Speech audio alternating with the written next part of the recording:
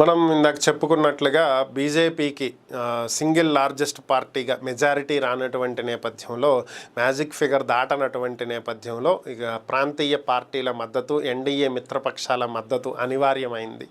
So మనకు AP నుంచి TDP, Janasena మద్దతు ఇస్తున్నటువంటి నేపథ్యంలో ఈరోజు ఎన్డీఏ మిత్రపక్షాల మీటింగ్ ప్రస్తుతం ఢిల్లీలో జరుగుతుంది.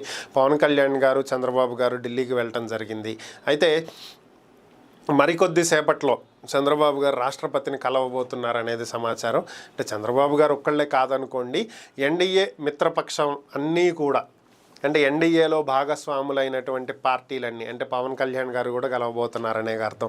వీళ్ళంతా కూడా రాష్ట్రపతి గారిని కలవబోతున్నారు. ఎందుకని అంటే ప్రధాని అభ్యర్థిగా నరేంద్ర మోదీ గారికి మేము మద్దతు ఇస్తున్నాము, మా పార్టీల తరపున గెలిచినటువంటి ఎంపీ స్థానాలన్నింటినీ కూడా బీజేపీకి మద్దతు ఇస్తున్నాము, ఎన్డీఏ కూటమికి మద్దతు ఇస్తున్నాము, నరేంద్ర మోదీని మేము ప్రధాని అభ్యర్థిగా ఎన్నుకుంటున్నామనేది వీళ్ళు రాష్ట్రపతి ముందు బలాన్ని నిరూపించుకుంటే ప్రధానిగా నరేంద్ర మోదీ గారు అధికారాన్ని చేపట్టవచ్చు. దానికోసం వీళ్ళందరినీ కూడా రాష్ట్రపతి వద్దకు తీసుకువెళ్ళబోతున్నారు. అపాయింట్మెంట్ తీసుకున్నారు.